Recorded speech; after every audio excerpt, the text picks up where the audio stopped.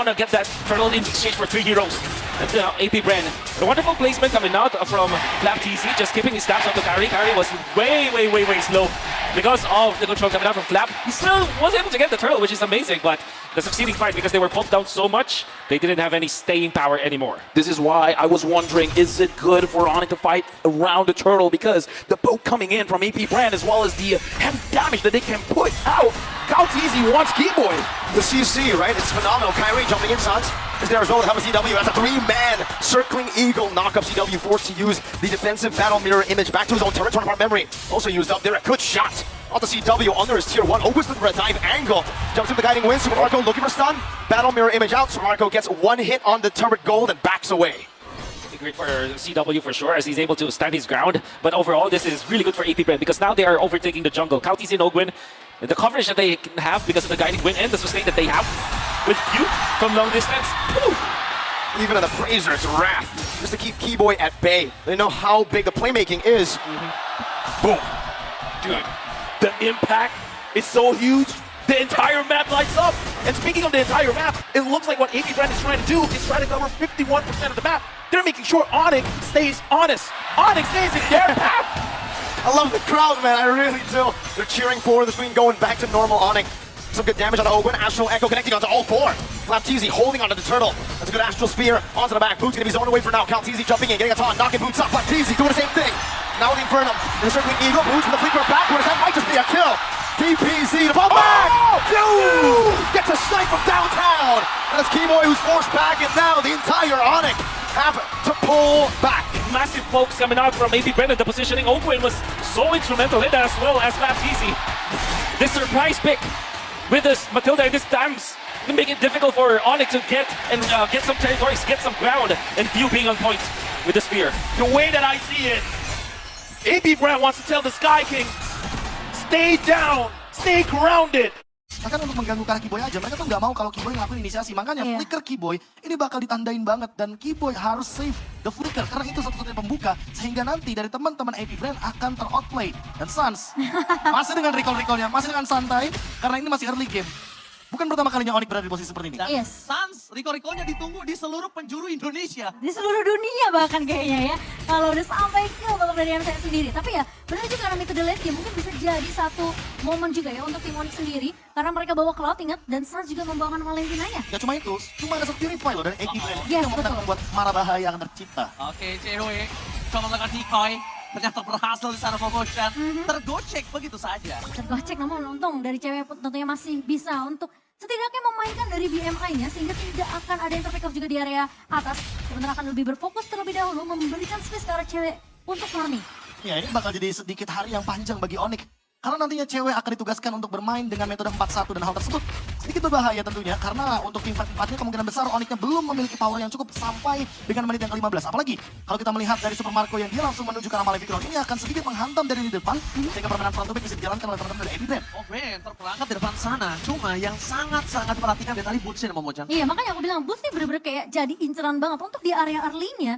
Boots yang benar-benar diprioritaskan untuk bisa dikembangkan terlebih dahulu karena inisiasinya antara dari Keyboy yang punya implosion atau memang Boots dengan penalty zone-nya. Setelah yang ketiga sudah mulai dikuasai tentunya daerah rivernya oleh pemain dari AP Brand. Nah, lagi-lagi Flapteezy menjadi garda terdepan dan lihat sekuat itu Tamus di early game. Sedangkan sekuat itu juga di mana para pasukan dari tim AP Brand mendobrak tim Onyx.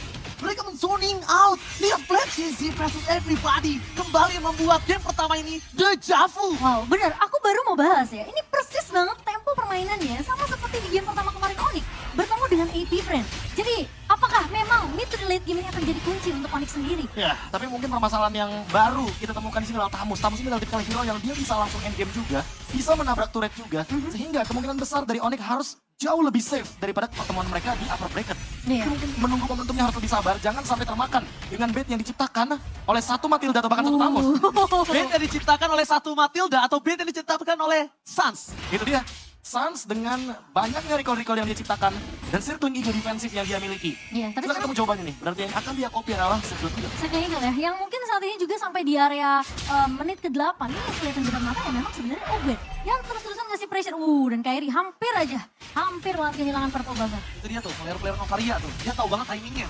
Sampai dihitungin berapa lama dia akan ke jungle. Itu karena nggak hanya di kompetitif, profesor kami juga gitu. kalau dia pakai Novaria dihitung. Jadi cepat untuk dapetin purple-nya. Ada rumusnya berapa detik gitu loh, Iya. untuk selesai purple buff-nya. Dan itu yang mungkin diperhatikan sama View. Dan dari tadi engage-nya ke arah dari Kairi. Sehingga membuat secara level tentunya kali ini Kairi harus farming dan extra effort. Tapi lihat, ada yang flanking diam-diam. Ada yang flanking dan sepertinya masih belum diketahui pergerakannya. Dan masalahnya dari posisi pemain-pemain Onyx memang mereka benar-benar berfokus banget untuk setidaknya nggak ke-drag lah sama tempo permainan dari AP Brand. Ngomong-ngomong permainan, ini permainan lagi dan lagi. Permainan tempo dari Onyx. Mereka tahu persis bahwa sebenarnya Kyle TZ dengan hero tank jungle-nya itu nggak secepat ketika dia menggunakan assassin. Makanya lihat levelnya. Kairi pun kali ini mencoba untuk mengimbangi sehingga di Lord pertama, Lord Dance kita akan melihat setidaknya Kyle TZ dengan Kairi yang perbedaan levelnya tidak begitu signifikan. Bukan hanya itu aja, tapi yang cukup berbahaya adalah satu hal di mana Sans menjadi target utama.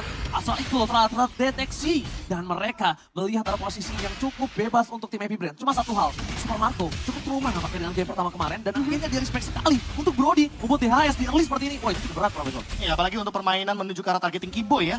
Namun lagi dan lagi belum ada yang mendeteksi Keyboy. Itu sekitar 2 menit karena udah tuh Keyboy di situ diem Iya. dengan kesabarannya. Untung nggak AFK. Oh enggak dong. Ya makanya dia harus recall, dia harus gerak-gerak, dia nggak AFK sih. Iya benar, biar nggak kedeteknya AFK gitu ya. Iya. Tapi kali ini Lord Dance yang sudah mulai Oh, no. inisiasi oleh AP Brand. Tapi sepertinya pergerakan dari Boots bakal ditangkap. Russell berhasil membuka dengan adanya 4 stun yang diberikan, tapi nampaknya gagal untuk bisa di following up. Damage tidak akan terlalu cukup, karena kita bisa melihat juga kalau misalnya Keyboy akan tarik posisi. Karena kalau bisa melihat di sana, dia menarik posisi, dia menarik posisinya. Karena kalau dia terdeteksi di sana, tumbang dan gak bisa diselamatkan kembali. View kembali dengan calculate-nya, berhasil mendapatkan Lord atas dari Onyx. Ya, tapi yang paling penting di sini adalah AP Brand memang hanya mengincar poin kill saja. Udah, baru mereka coba untuk kontes objektif. Dan sejauh mata memandang, kita baru melihat ada beberapa mungkin advantage yang diamankan sama AP Brand. Tapi lagi dan lagi cewek mendapatkan space farming yang lumayan banyak. Hanya saja, dari segi item nih, mungkin harus lebih bersabar lagi. 2 Lord dulu ditahan, hingga nantinya Onyx baru bisa mendapatkan level dan item yang seimbang. Karena, mau bagaimanapun juga, ketika sudah berada di menit yang ke-20, berada di menit yang ke-30 sekalipun, semua item pemain dari dua tim sudah bisa dipastikan full item. Dan tinggal ditunggu setup-nya aja untuk menuju ke arah late game. Iya, perbedaan itu memang di menit yang ke-11 ini kelihatan terlalu cukup jauh ya. Perbedaan 7.000 yang menang, ngebuat AP Brand ini menang dari segi level, menang juga dari segi item yang dibutuhkan. Super Marco udah jadi dengan enough nature-nya. Dan sekarang dia punya setidaknya satu jaminan untuk menghalau physical damage yang dimiliki oleh pemain-pemain dari Onyx.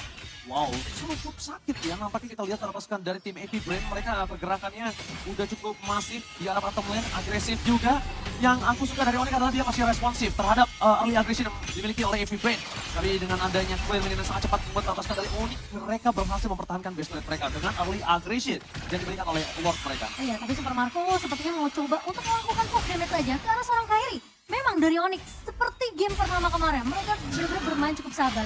Jangan sampai dengan 5 poin kill yang didapatkan sama AP Brand ini bertambah nanti dari setiap menitnya deh. Ya, lagi-lagi kalau kita berbicara bagaimana pemilihan hero dari AP Brand yang bisa melakukan hit adalah Brody-nya saja terutama. Dengan range yang cukup jauh dan itu pun attack speed-nya nggak begitu tinggi. Makanya dia solusikan dengan menggunakan Demon Hunter Sword. Tapi kalau kita melihat tadi pemilihan dari Kairi, dia pun menuju ke arah dari Plate Armor. Dia tahu kalau Super Marco dengan satu basic attack-nya ini akan menimbulkan sebuah efek damage yang begitu tinggi. Dan Sans, dia juga melakukan tindakan preventif. Dia tahu nih dia lagi lose condition, makanya dia menuju ke arah Winter Truncheon dan cewek sudah perlahan-lahan memiliki damage yang cukup untuk setidaknya menumbangkan Ogwen. Walaupun Ogwen dalam keadaan menggunakan Circling Eagle. Itu dia, ketika pilot dari Ogun sedang melakukan penerbangan di sekitar cewek, ini akan menjadi keuntungan untuk dia. Kenapa? Stackingnya tetap jalan. Iya. Dan pasifnya tetap bisa dimainkan. Itu yang diuntungkan. Kenapa? Karena nanti semakin lama Ogun di atas, dia bisa tumbang sendiri. Dan kalau misalnya Ogun pun pulang, kerugiannya ada 2. Nggak ada ultimate, Yes. nggak bisa nge-zoning out berarti tandanya. Dan yang kedua, ternyata sebelum kita bahas itu ada 2 tim fight yang cukup berbeda. Kalau tidak juga Left DC, Kyrie ditahan begitu saja. Dan bahkan Keyboy di depan sana mencoba melakukan skor kami Keyboy! Blessing from cewek, damage masih belum cukup. Bermasuk dari tim Onyx, mereka gagal untuk mendapatkan momentum dengan power of memory. With trial interception dari Sans, mencoba menghindari damage yang diberikan. Lihat, Onyx dengan momentum dari Keyboy, mereka gagal mendapatkan karena belum cukup damage. Dengan adanya 9.000 gold difference, mereka tidak akan bisa untuk menumbangkan dengan instan. Wow, ternyata cewek masih butuh sedikit waktu lagi untuk memberikan damage. Tapi Oh apakah my god, di base-nya terbuka dengan sangat bebas. Fokus dari Super Marco, kembali membutuhkan dengan game pertama. Di tangan dari AP Brand Onyx berhasil dibungkam di game